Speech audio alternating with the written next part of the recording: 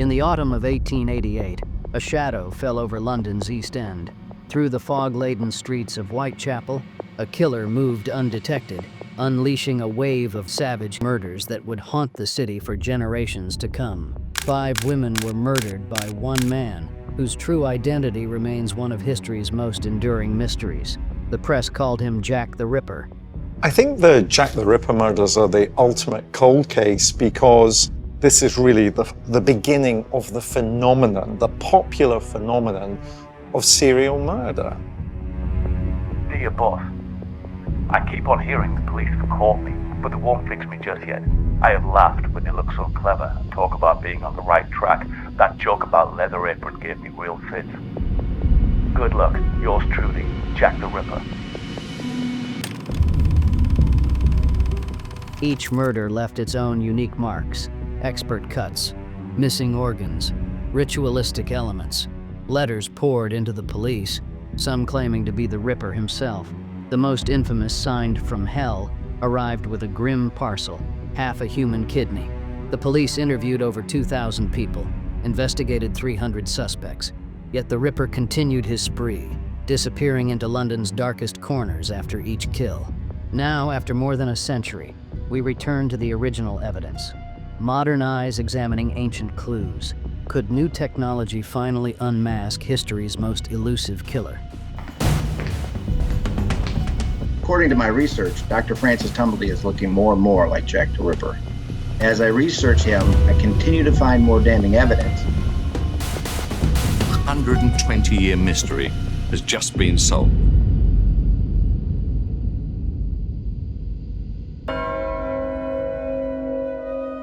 In the early hours of April 4th, 1888, the cobblestone streets of Whitechapel witnessed their first taste of horror. Emma Smith, a 45-year-old prostitute, was walking her familiar route when she became the victim of a savage attack. Though she managed to stumble back to her lodgings and tell her friends of 3 mysterious assailants, her fate was already sealed. By the next day, Emma Smith was dead. Emma Smith certainly fits geographically with what one might think of Jack's kill zone. You had drunken brawls, you had domestic violence, you had street robberies, and so something like an attack on Emma Smith wouldn't have seemed that unusual at the time.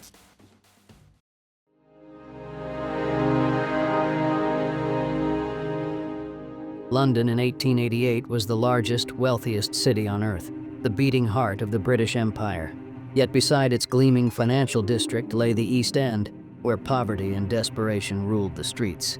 In these dark corners, murder was still rare, with female victims rarely reaching double digits each year. As much crime as there was in Whitechapel at the time, murder was relatively uncommon. That is, until the Autumn of Terror.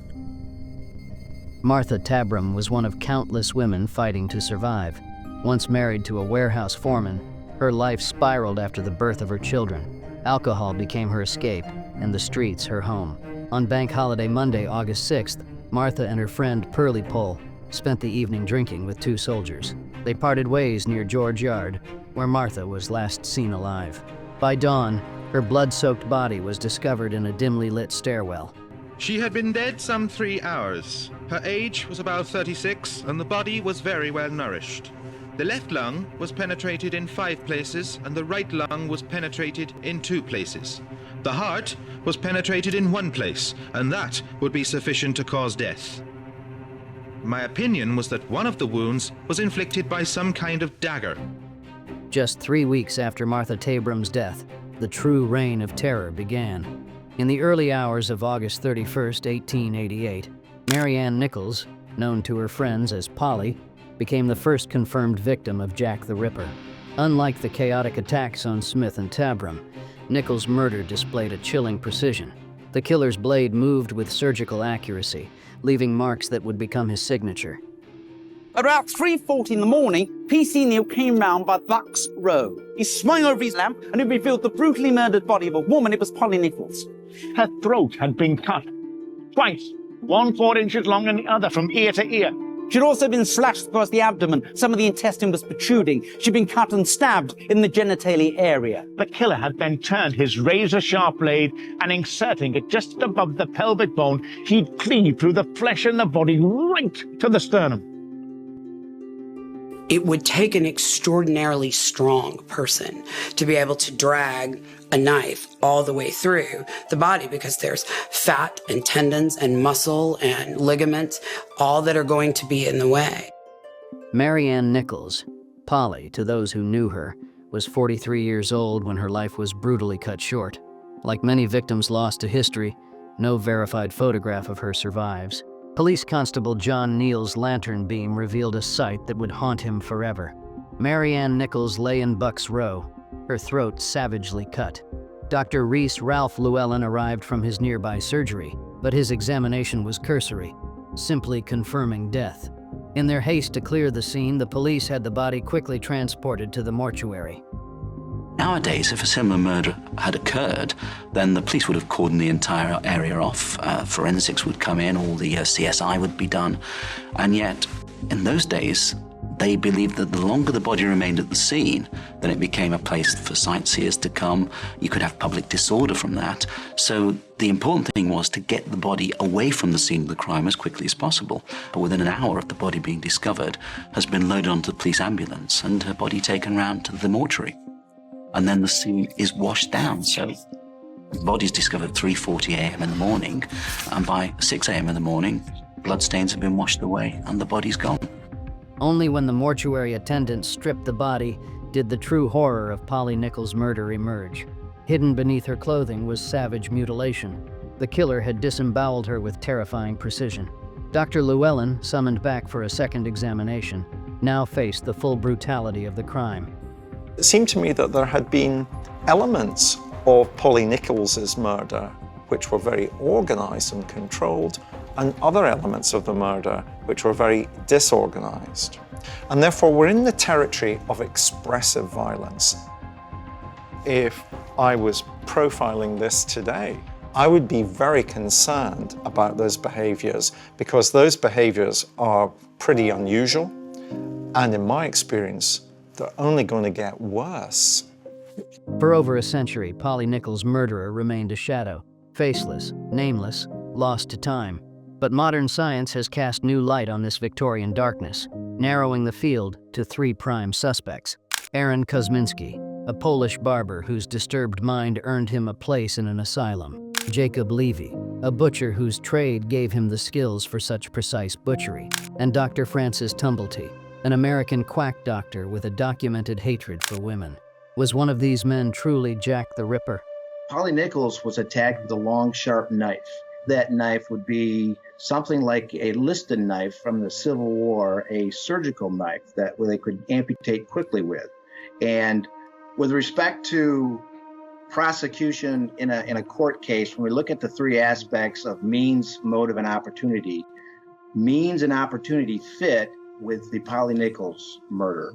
Francis Tumblety was there in London at the time of the murders. As a matter of fact, we know exactly where he was the day of that murder. He was charged with committing a misdemeanor charge of gross indecency and indecent assault.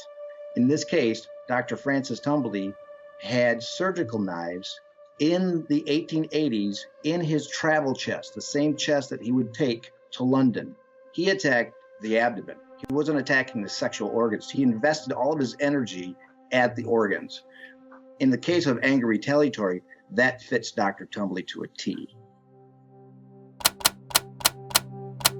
Opinion is gaining ground that the murderers are the same who committed the 2 previous murders near the same spot. It is believed that these gangs who make their appearance during the early hours of the morning are in the habit of blackmailing these poor unfortunate creatures, and when their demands are refused, violence follows. After 3 savage killings, Whitechapel held its breath, but the killer wasn't finished. His next target would be 29 Hanbury Street, a 4-story lodging house that has since vanished from London's landscape. The house at number 29 was packed with 17 residents, any of whom might have heard or seen something. Yet somehow, in this crowded building, a killer would strike with brutal efficiency, leaving his most horrific crime scene yet.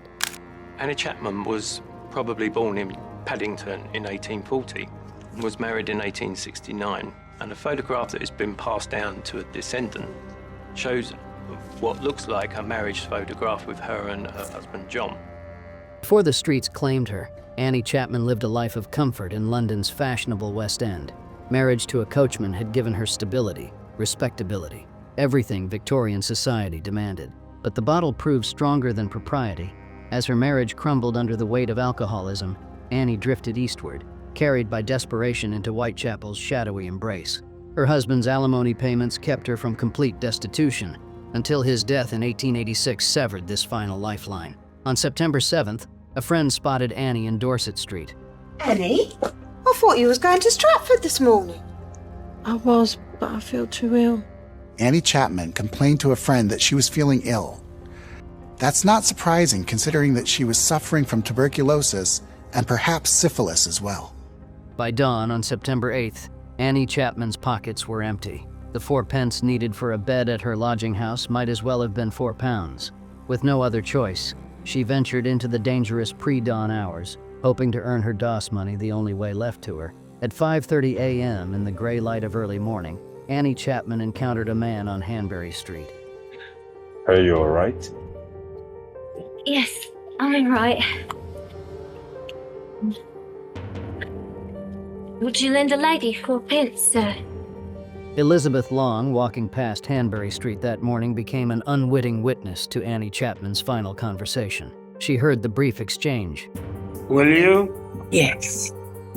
By the look of him, he seemed to me a man over 40 years of age. He appeared to me to be a little taller than the deceased.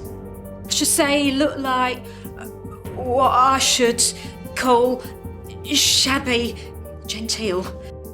In a display of chilling audacity, the killer led Annie Chapman to the backyard of number 29. What happened next defied all logic. 17 windows loomed above, each one a potential witness to his brutality. Yet he worked without fear, methodically carrying out his savage ritual.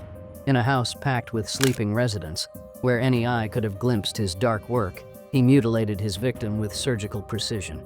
Annie's abdomen had been completely laid open, and her intestines had been lifted out and placed over her shoulder. Her uterus, her vagina, and most of her bladder had been cut out, and they were missing. What is significant about her murder was it looked very nearly like Polly Nichols. That's why everyone considered them to be from the same offender, with one exception. The uterus was taken, and that connects to Francis Tumblety. He had a collection of uterus specimens in jars and display from matrices of all classes of women. Is it coincidence that Jacob's fathers died of intestinal problems and Jacob then started pulling out intestines of victims? What drives them to these things? There's got to be some explanation. Near Annie's body lay an ominous clue, a leather apron. Though it belonged to a resident, this simple workman's garment would ignite a powder keg of prejudice in Whitechapel's crowded streets. The name Leather Apron had already been whispered in fear. After Polly Nichols's murder, women in the lodging houses spoke of a threatening figure, a Jewish man who stalked the streets wearing his trade's signature garment. The press seized upon these rumors, and soon, Leather Apron became London's bogeyman. The name Leather Apron would soon be forgotten, replaced by 2 words that would haunt history. Through a letter delivered to London's central news agency, the killer gave himself a name, one that would echo through centuries. Dear Boss, the letter began, written in red ink like the blood he spilled. The author mocked the police, boasted of his crimes, and signed off with a chilling flourish. Jack the Ripper. Dear Boss, I keep on hearing the police had caught me, but they won't fix me just yet. I am down on whores, and I shan't quit ripping them till I do get buckled. Grand work the last job was. I gave the lady no time to squeal. My knife's so sharp, I want to get to work right away if I get a chance. Good luck. Yours truly, Jack the Ripper. But before his infamous name is unveiled to the world, Jack the Ripper will strike again, this time claiming 2 lives in a single night. On September 30th, 1888, his reign of terror continues with the brutal murder of 43-year-old Elizabeth Stride. She would become the first victim in what would later be known as the double event. Elizabeth Stride was actually born in Sweden, in a little town called Torslanda. She grew up in a family of 4. When she was older, she went to live in Gothenburg. After working in domestic service, she fell foul of the law as she was recorded as a prostitute. Elizabeth had a stillborn child in about 1865. It was considered that it probably died because she was suffering from a sexually transmitted disease. The final hours of Elizabeth Stride's life unfolded like a deadly countdown. At 11 o'clock, she was spotted at the Bricklayer's Arms, sharing drinks with an unknown man. As midnight approached, witnesses placed her in Berner Street, moving through the shadows of what would be her last night alive. At 12:45, James Brown became an unwitting witness to Elizabeth's final moments on Fairclough Street. He glimpsed a stoutish man, 5 feet 7 inches to 5 feet 9 inches, wearing a trench coat that swept his heels. The man's face remained hidden, his back turned, perhaps deliberately, as Brown passed by. Then came Elizabeth's last known words, floating through the night air. "Not tonight. Some other night." But there would be no other nights for Elizabeth Stride. Within minutes, she would encounter death in a dark yard off Berner Street. In the darkness of Dutfield's yard, Elizabeth Stride's life ended with a single, savage slash across her throat. Her killer might have continued his grotesque ritual, but fate intervened. Aaron Kosminski apparently lived almost right next door to the place where Elizabeth Stride was murdered. Not at the time of the murders, but he certainly was well aware of the layout of the area. He would have been familiar with Dutfield's yard and the Jewish Working Men's Club right next door. Louis Diemschutz, a jewelry salesman returning home in his pony and cart, turned into the yard. Suddenly, his pony reared and veered left, refusing to move forward, an animal's instinct sensing what human eyes couldn't yet see in the darkness. There, by the gates, lay Elizabeth Stride's body, still warm. The Ripper had been interrupted, his work incomplete, but his night of terror was far from over. I was called to 40 Berner Street by a policeman where I found a woman who had been murdered. Her head had been almost severed from her body, and in her hand she held a box of cashew. One of her hands was smeared with blood, suggesting that she struggled. She could not have been dead more than 20 minutes. Dr. Blackwell's examination was precise. Elizabeth Stride's death occurred in a brutal 10-minute window between 12:46 and 12:56 a.m. Elizabeth Stride was different to all the other victims because she only had her throat cut. She had no abdominal mutilations. From James Brown's sighting to Diemschutz's grim discovery, the killer had needed mere minutes to complete his deadly work.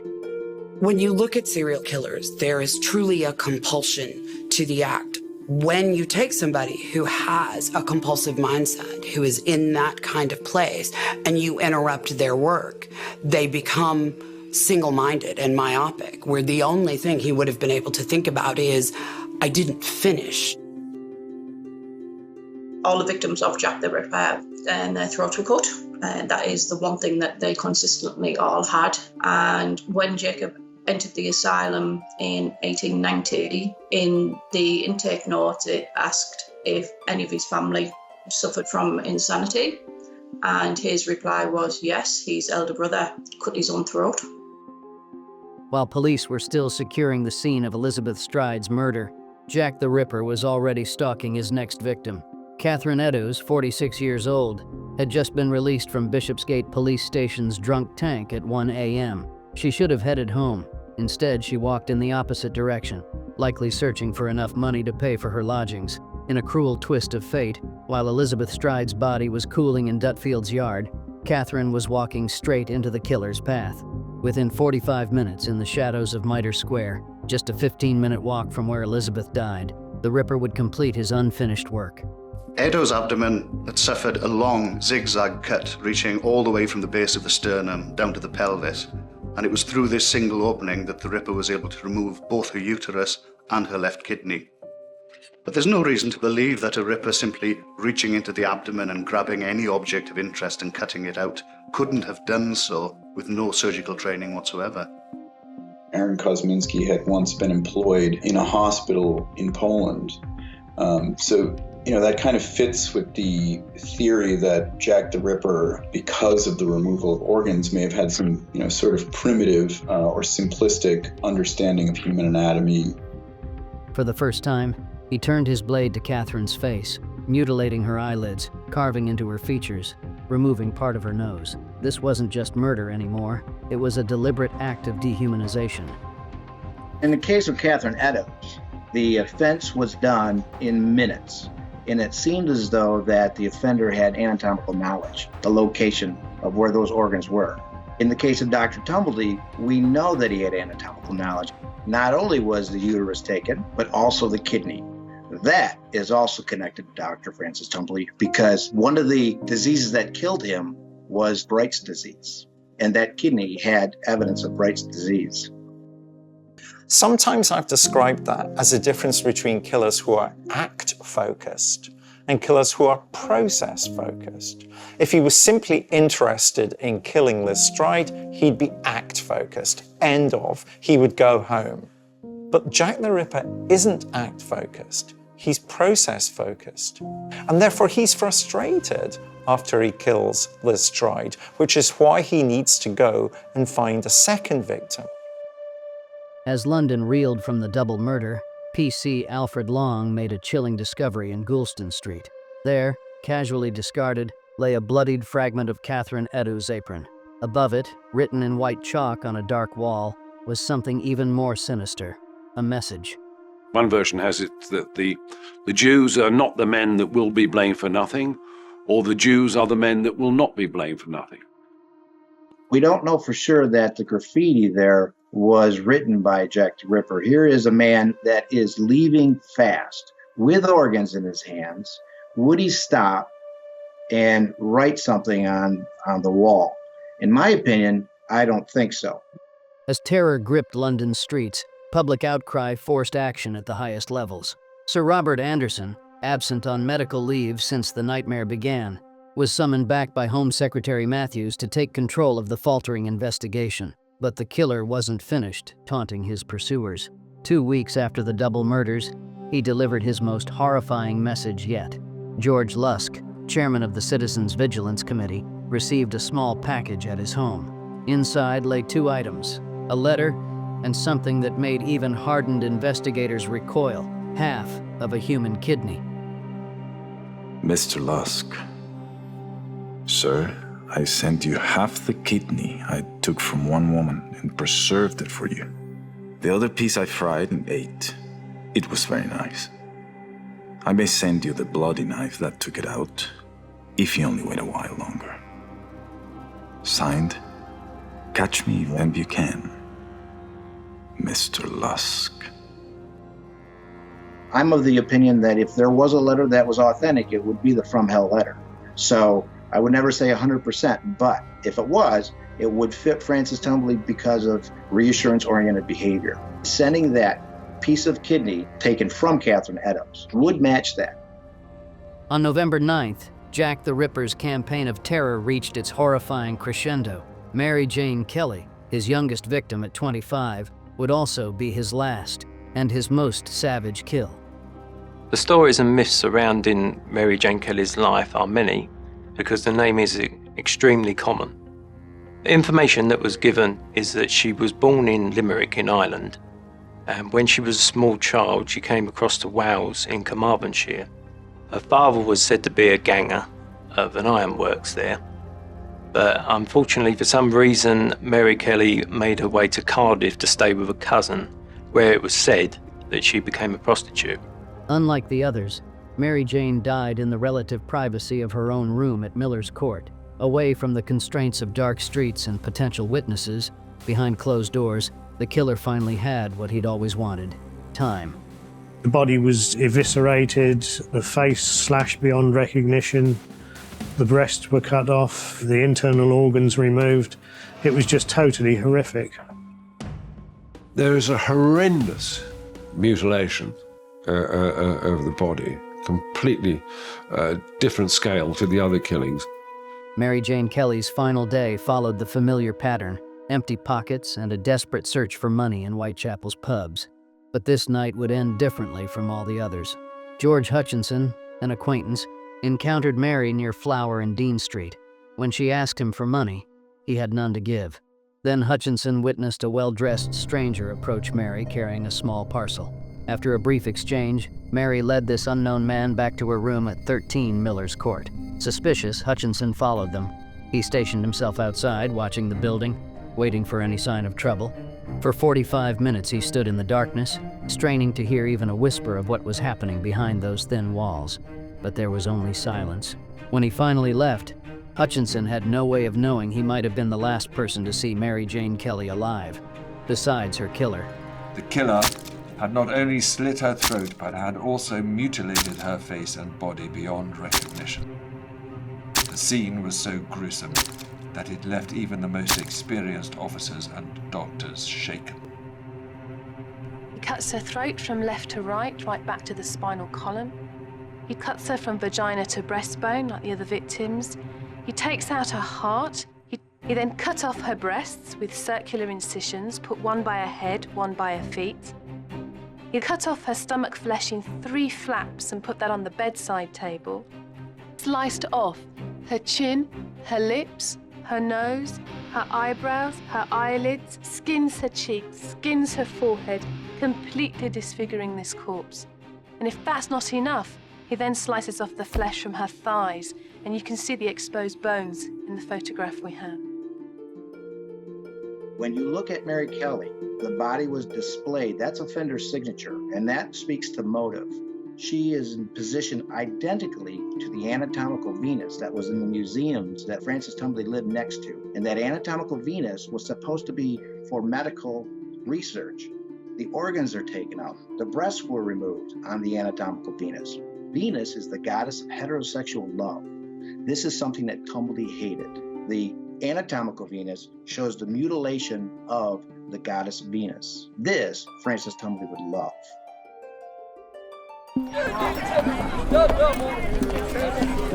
The brutality of the Ripper's crimes had now drawn the attention of Queen Victoria herself. The monarch's outrage echoed the public's growing frustration with Scotland Yard's failure to capture London's most notorious killer. Yet just as suddenly as the terror began, it ended. Mary Jane Kelly's murder would be Jack the Ripper's final act, his bloody curtain call. By 1890, Jacob had basically gone into a full decline. He was in the asylum until 29th of July 1891, and that was when he died from general paralysis of the insane, which is basically syphilis. Why did the Ripper murders stop with Mary Kelly? No one really knows. Famed FBI profiler John Douglas characterizes her killer and mutilator as a man who was at the end of his emotional rope. With respect to Dr. Francis Tumblety, Scotland Yard took him seriously at the time of the murders because they followed him to America. Tumblety knew that, and he vanished. Francis Tumblety died in May of 1903. So Aaron Kosminski was still on the streets for a couple of years after the murders stopped. Why would he have stopped killing? One theory is that he stopped killing because he believed that he was under surveillance by the police. Swanson says explicitly that the police watched him night and day, and that the suspect himself knew that he was under surveillance. In the century that followed, 3 names would emerge as the strongest candidates for Jack the Ripper's true identity. Though Scotland Yard never made an arrest, modern forensics and years of research by dedicated ripperologists have built compelling cases against each man. With respect to Dr. Tumblety as prosecuting in a court case, means, motive, and opportunity. Opportunity, he was there. We know he was there. The means, he had surgical knives, just like what Jack the Ripper would use. Motive, he had a bitter hatred of women. We have sworn testimony of numerous people saying that he especially hated prostitutes. He was 6 foot tall and he was a loner. He had this antisocial personality disorder. Jack the Ripper took the uterus. He had a collection of uterus specimens. And Scotland Yard took him seriously at the time of the murders. What we believe makes Jacob a strong suspect is he's local to the area. He knew his way around how to get into places, how to get out of places. He was a butcher, which meant he was strong enough to actually incapacitate victims quite quickly. We have him linked to a reluctant witness. We have managed to link him to Goldston Street and give an explanation as why he would be there and why the apron would be there. He was very worried about doing harm to others. His wife has stated that he couldn't sleep at night and that he walked the streets for hours. So I like to think of him as Jacob the Ripper.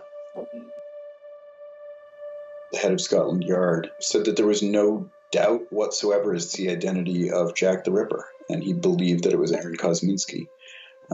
We don't really know exactly why he believed that, because we don't know exactly what the police knew about him. But what is in the record is that Aaron Kosminski had strong homicidal tendencies. He had a great hatred of women, prostitutes specifically. We know he lived in the, right in the middle of where the murders took place. So he was able to escape from the police without being detected after, every single one of the murders. It's entirely likely that he was the Batty Street lodger. He was identified by a witness to one of the crime scenes, and he fits the FBI's profiler of the type of serial killer that Jack the Ripper was, which is to say, schizophrenic, disorganized lust murderer who was a post-mortem mutilator.